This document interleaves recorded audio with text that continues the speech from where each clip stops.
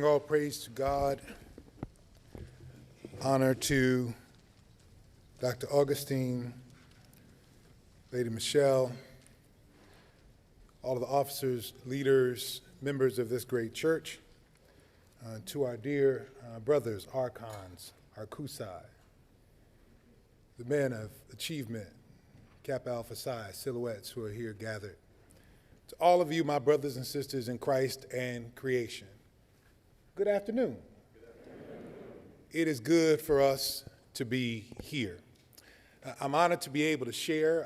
I am duly and appropriately oriented to the context of the congregation. I know some of the groups that are here visiting. I understand with great appreciation, Brother Johnson, who demonstrated hospitality to me this morning, that you are the kind of good black church folk who have brunch appointments.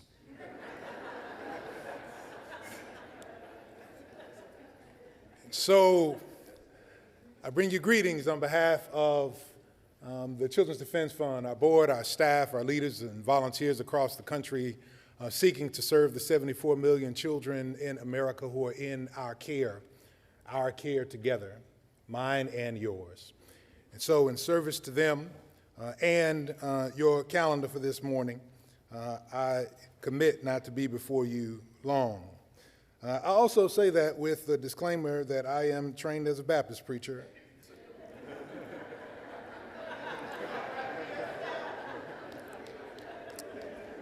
Not in the storied AME Zion tradition as my dear brother, or the African Methodist Episcopal Church, although some of my best teachers and mentors are from the tradition. Grateful to be here at the invitation of our dear brother and to call him brother indeed.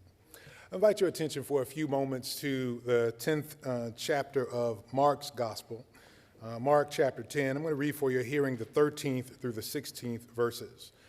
Mark chapter 10, verses 13 through 16, read this way in the New Revised Standard Version of the text. And as much as I shared a disclaimer, dear brothers, that I am a Baptist preacher, I'm also one trained in the South, grew up in the South, so sometimes this New Revised Standard Version I got introduced to in seminary slips into the King James, which I hid in my heart that I might not sin against the Lord. Verse 13 of Mark's 10th chapter read this way: people were bringing little children to him in order that he might touch them. And the disciples spoke sternly to them. But when Jesus saw this, he was indignant and said to them, let the little children, see, some of y'all heard the King James, suffer the little children to come unto me, and forbid them not, for of such is the kingdom of heaven. Truly I tell you, whoever does not receive the kingdom of God as a little child will never enter it. And he took them up in his hands, in his arms, and he laid his hands on them and blessed them. So reads the word of the Lord. I do believe it to be true. The grass withers, the flower thereof, but the word of our Lord shall last forever. With thanks and inspiration from Sister Bullock in our Profiles in Black History, thank you very much, Sister Bullock, I want to talk about black faith and black futures. Black faith and black futures.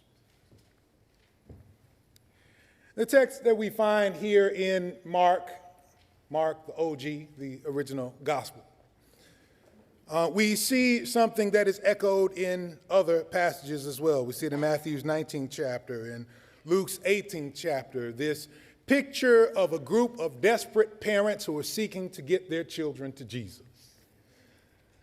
And I wonder, frankly, and I've come to wonder with you for a few moments today, why were the parents trying to get their kids to Jesus?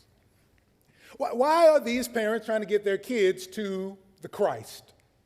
If we read the text closely and read around it, we come to understand the context. There are at least a few reasons, and frankly, I have been preaching for over 20 years. I've preached some of these reasons, so maybe we'll make a turn here today and open up some new possibilities. Is that all right?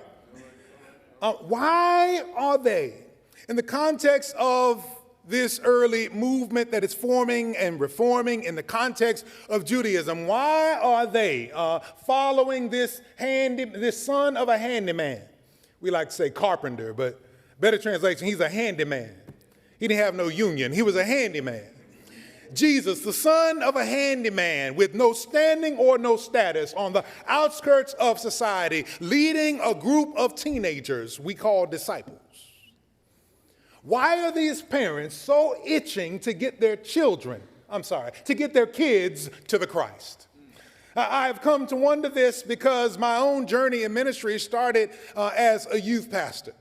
Grain in Mount Carmel Missionary Baptist Church, not far from Webster Groves, where Pastor Abernathy serves, not far from where Brother Justice went to undergrad. And there I came to understand different things about children in neighborhood and children who live at the margins of society. And I came to understand something different about their parents than what I was told about their parents. Y'all gonna talk to me today?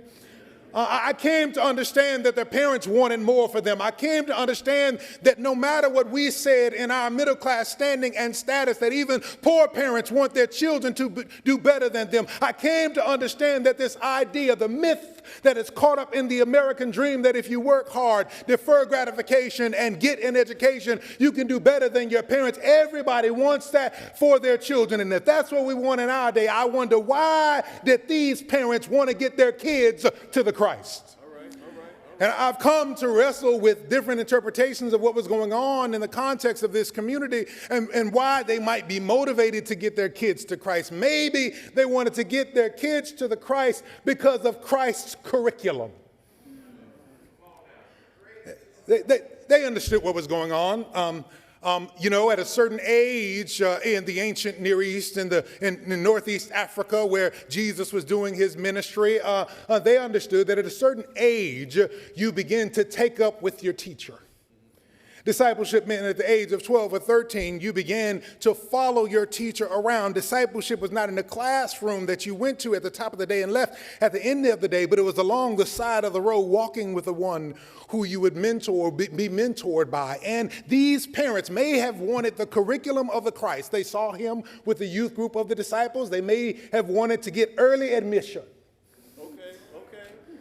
So they brought their toddlers and their infants that he might see them early, and later on along the side of the road he might send for some of them sitting under a tree like the other disciples. He might come and pick them up as they are fishing with their fathers. And maybe the curriculum of the Christ, y'all don't like the curriculum of the Christ, huh?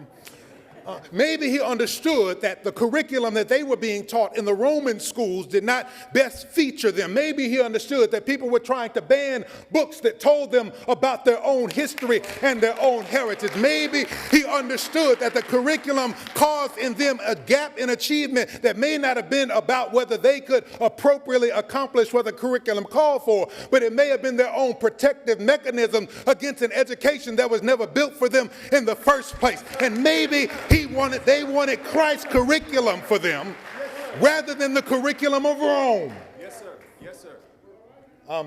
Maybe these parents were so desperate to get their kids to Jesus because they wanted Christ's curriculum because the community was banning their own story.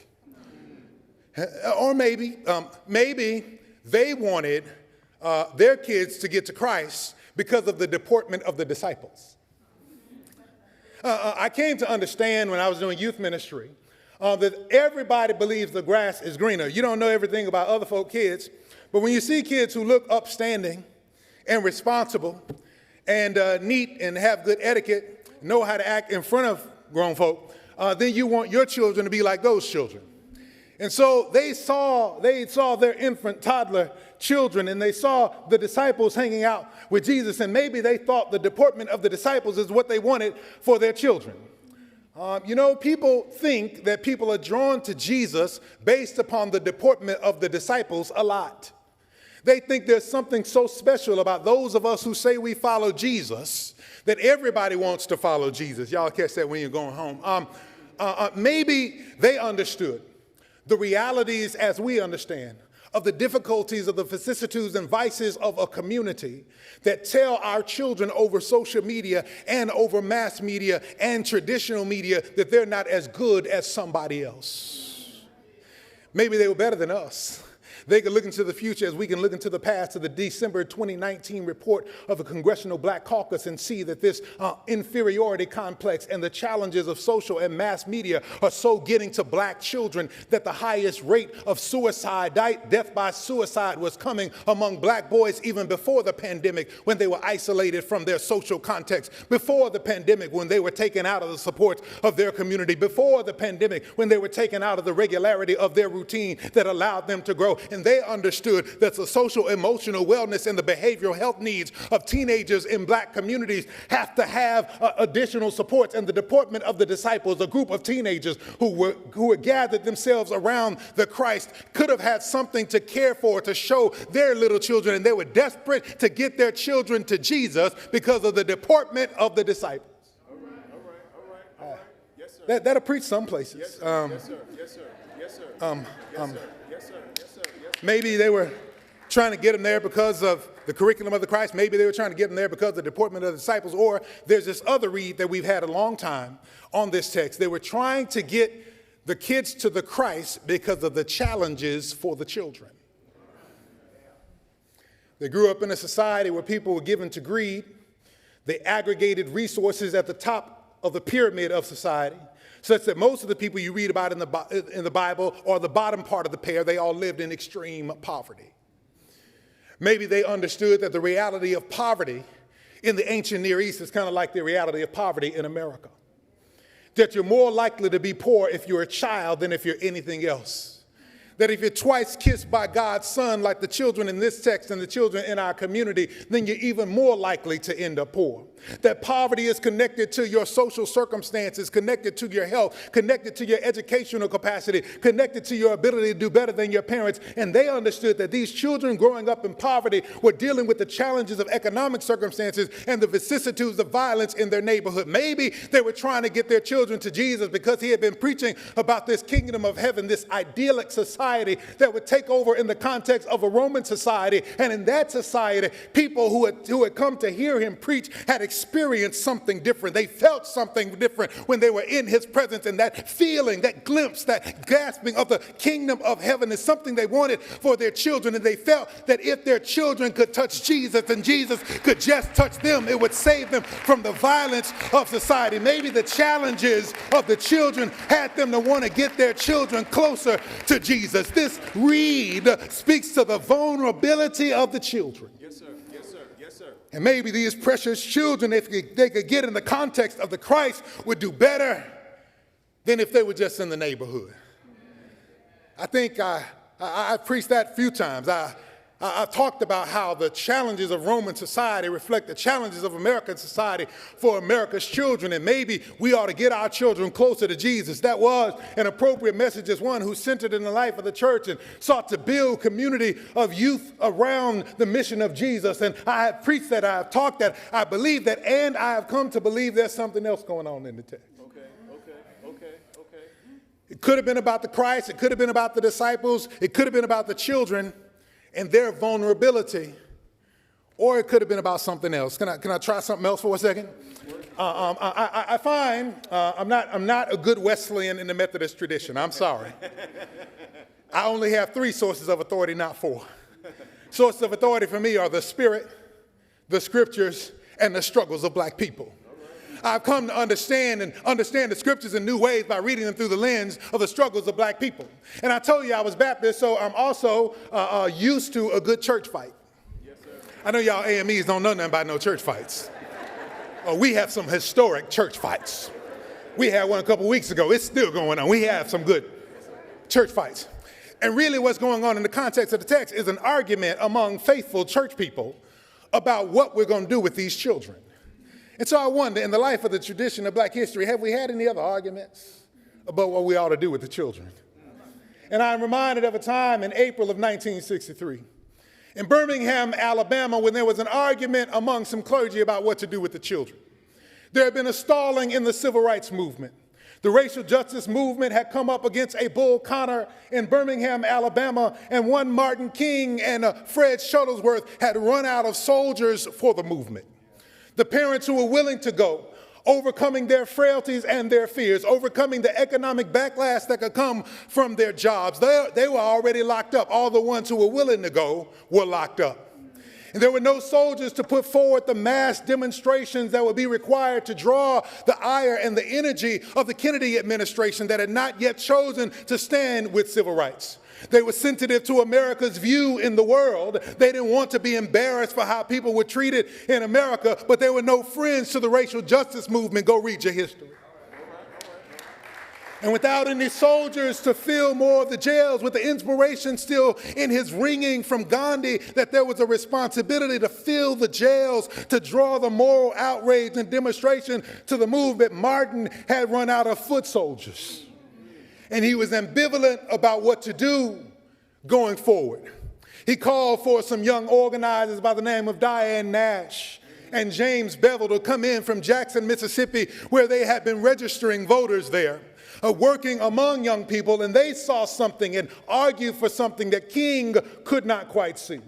They saw that young people had the vitality, had the vibrance, and had no fear from these systems. They desired for freedom when they could not pronounce the word. And because they wanted freedom and they did not have fear, they should be the next soldiers on the front line of the movement. And the argument came in because Martin thought children ought to be protected. He talked about how vulnerable they were. He was concerned about the critiques that would come and that did come from other leaders if you put children out on the streets. But James Bevel messed around and made a Baptist polity argument.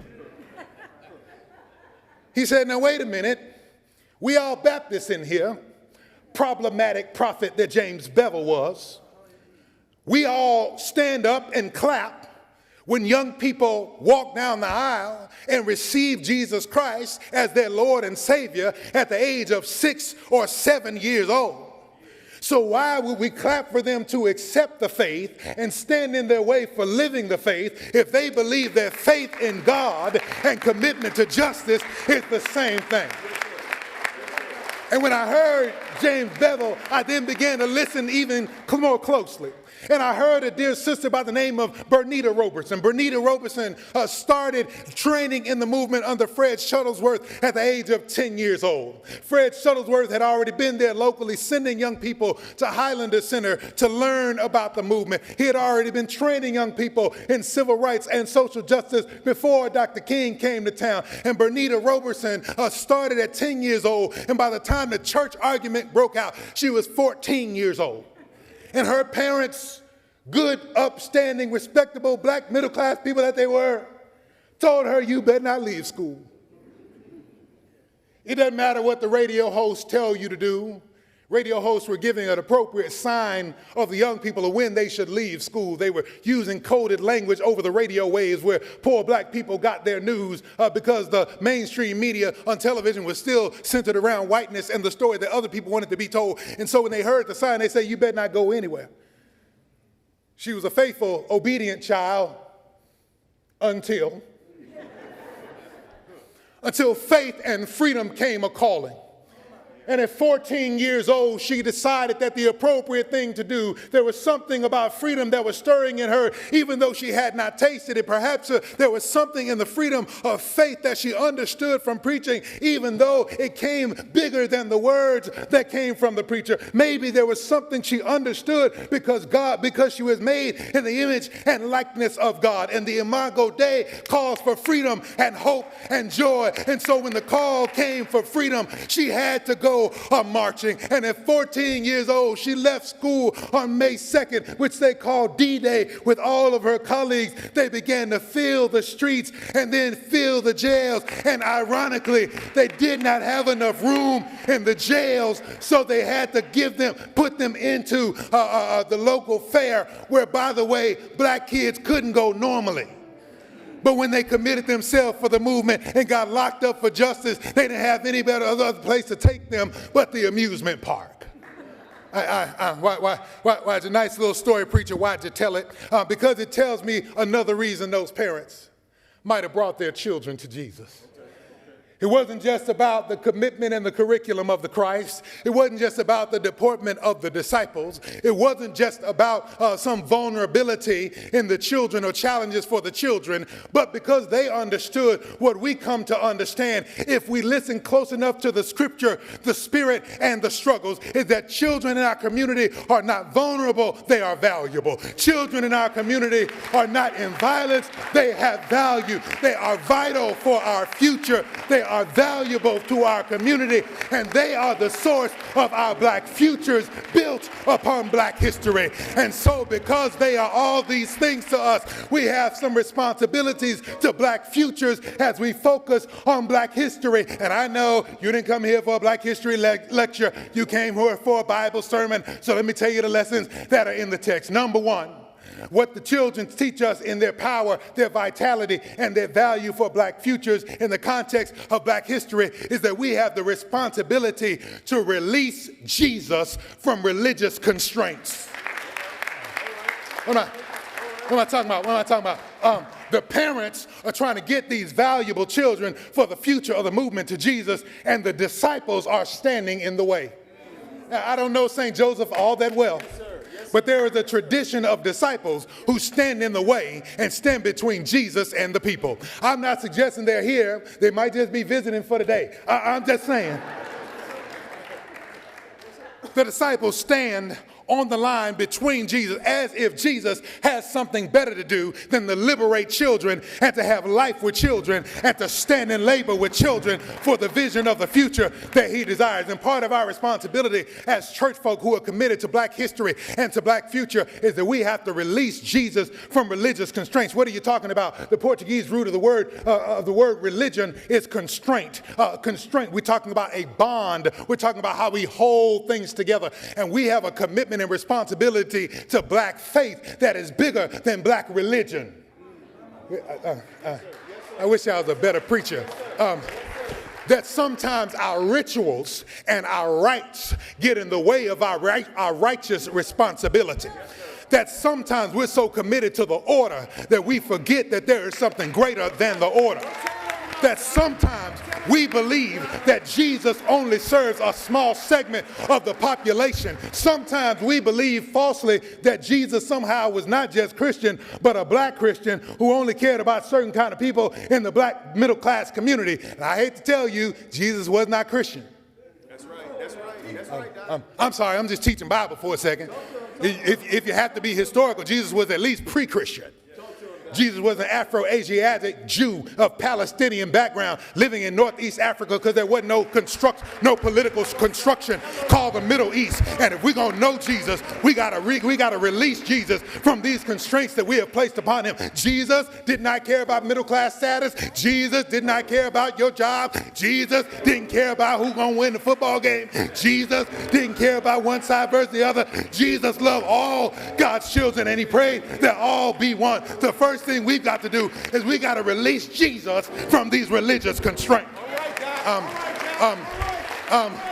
And if we do, I'm still in the text. If we release Jesus, then we can unlock justice. All right. We like to preach Jesus. I like to preach what Jesus preached. Jesus, for 3 years, committed himself to preaching the Basileia of God, which was a critique to the Basileia of Rome. Jesus preached the kingdom of heaven, which was a direct contrast and counter-argument, an alternative witness to what people were living in. How do I talk about that day? Jesus preached King's beloved community, which is a rebuke of American society built on patriarchy and capitalism that decides that some people are worth more than others. And if we will release Jesus, we can unlock the justice that Jesus is trying to get to when he turns the disciples' attention to the kingdom of heaven. Yes, sir. Yes, sir. Yes, sir. Jesus came so that justice might come. Yes, sir. Yeah, I didn't like that part. Okay. Maybe you like this and I'm done. Somebody here knows that Jesus, justice, and joy are intimately intertwined. All right. So that's it. if we understand the value of the children for black futures as rooted in our black faith and black history, then we will release Jesus from religious constraints so that we can unlock justice in the context of our community and unleash joy in the children who have to take this work forward. Can I stay right there for a second? Children, when they're in a community where justice is present, where police understand their responsibility to serve and protect, not to guide, not to guard, not to oppress, then children have freedom to walk to school in the streets without fear of consequence. When children are in the same neighborhood and they understand not that they need Jesus so much, but there are some lessons and accountability for the grown folk around them and that they will be held accountable for their behavior, then they can walk to school freely and play in the parks. Children who understand that people understand that their health is tied not to health care, but to walkable neighborhoods, not just to health care, but to good education, not just to health care, but to good public policy, as dear Sister Lewis said earlier today, then children get to experience joy in their neighborhood and joy in their community. And these parents were trying to get their kids to the Christ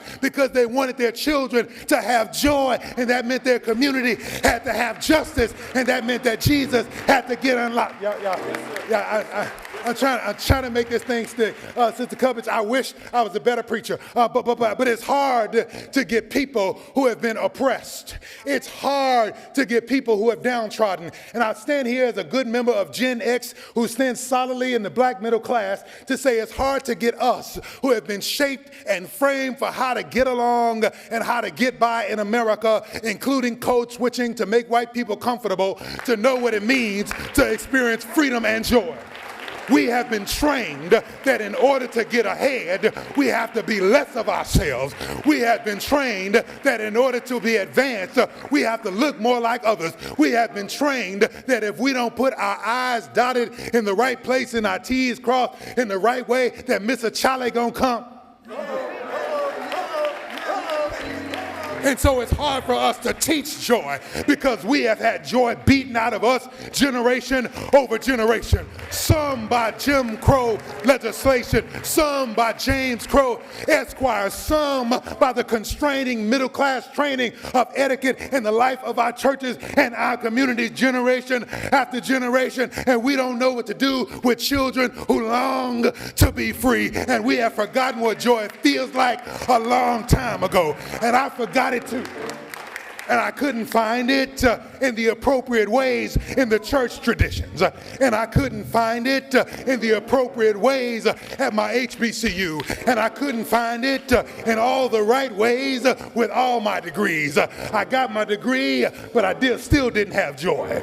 I got my big house, but I still didn't have joy because I was paying that mortgage. And y'all know mortgage is also tied to death.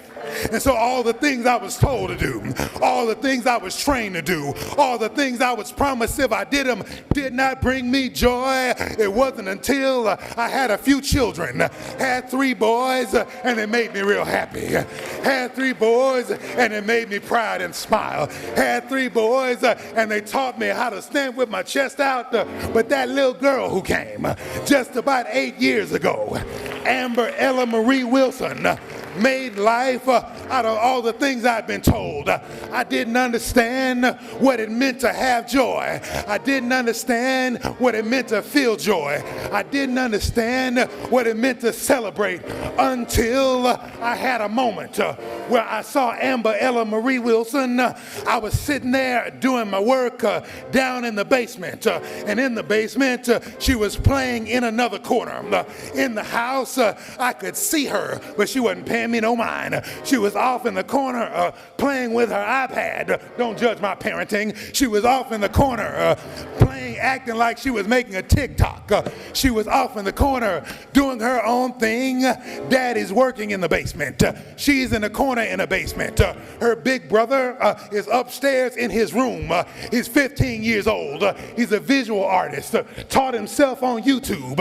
And Dallas was doing his thing upstairs. Her brother Mason Mason, who fancies himself a basketball player, an undersized guard at 13 years old, was out front getting up shots as his daddy taught him, if you're going to be good, you got to get up shots every day.